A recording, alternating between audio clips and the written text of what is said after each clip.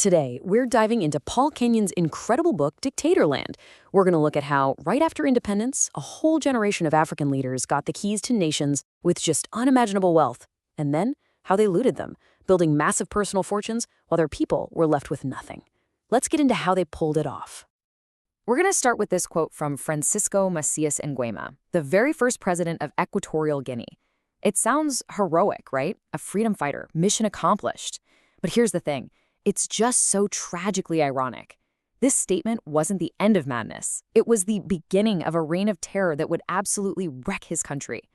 It's the perfect setup for a story about how hope can be twisted into pure tyranny.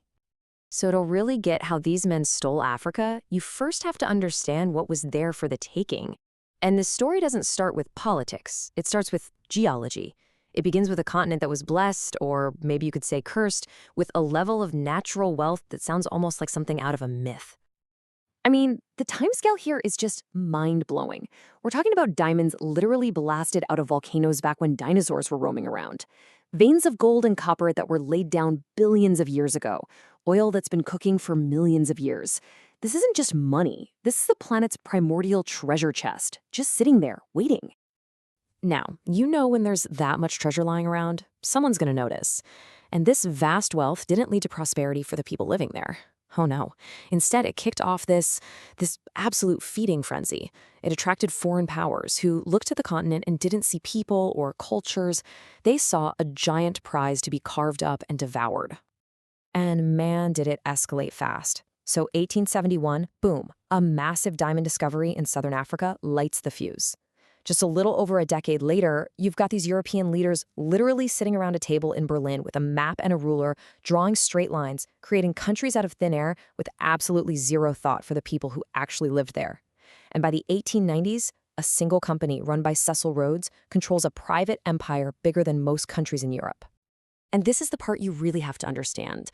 The whole colonial system, it was basically a machine. It wasn't designed to govern or educate or build anything up. It was a machine built for one single purpose, extraction. Every road, every railway, every single port was designed to get stuff, diamonds, gold, cocoa, out of Africa and into European banks.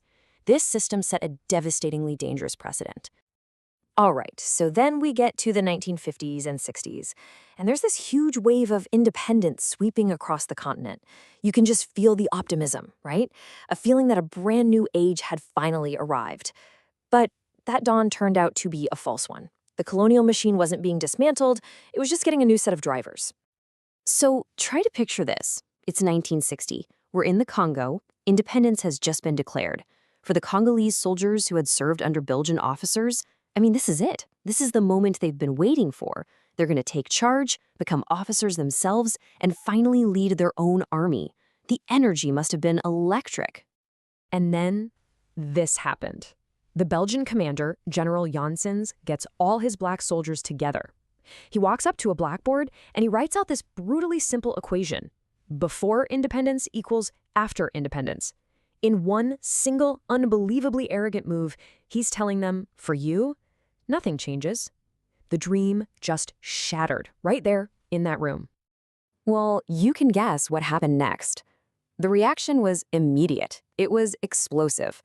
The soldiers they mutinied, and that chaos floods out into the streets. That one sentence on a blackboard didn't just start a riot. It threw a brand new nation into a crisis that, honestly, it never really recovered from.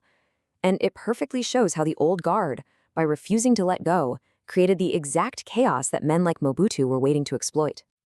And this, right here, is the absolute core of the story.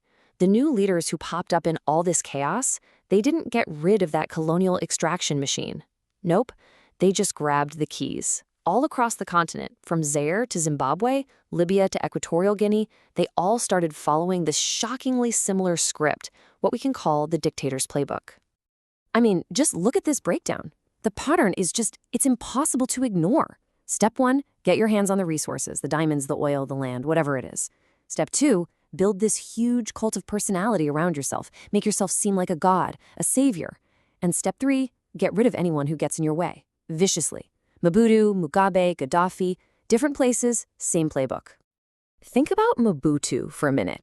On the world stage, he's hosting the famous Rumble in the Jungle boxing match, right? Huge PR win. He looks like this cool modern leader. But as Kenyon's book points out, there were these terrifying rumors that while the world was watching Ali and Foreman, right underneath the stadium, political prisoners were being tortured, their screams just lost in the noise of the crowd. Or what about Robert Mugabe in Zimbabwe?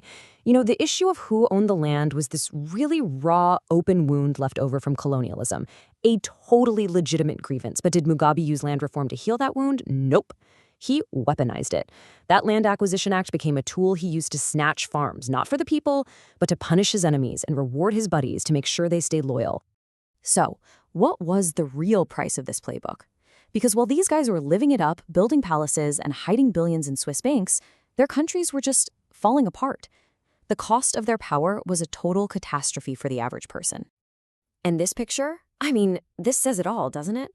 This is a real banknote from Zimbabwe.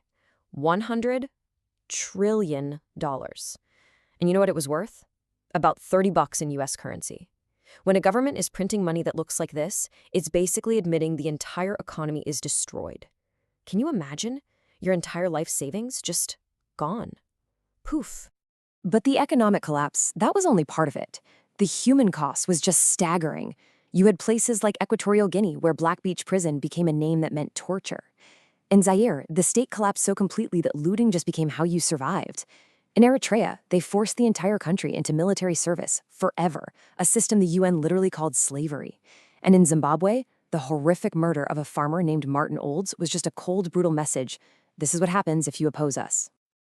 So when you ask that question, who really paid the price for all this power? The answer is crystal clear. It wasn't some foreign enemy they were railing against. It was their own people. Every single dollar tucked away in a foreign bank was a dollar that should have gone to a hospital or a school or food for a family.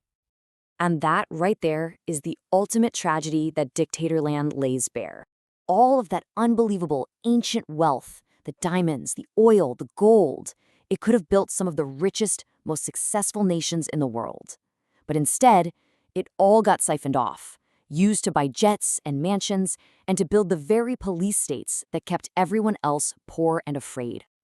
And that brings us to our final and maybe most important question, because this stuff isn't just ancient history. The corruption, the personality cults, the resource exploitation, none of that went away when these guys died. That dictator's playbook, it got passed down. So the real question for us to think about is, how does the shadow of that playbook still affect Africa today? How does that legacy continue to shape the lives of hundreds of millions of people? It's definitely something to think about.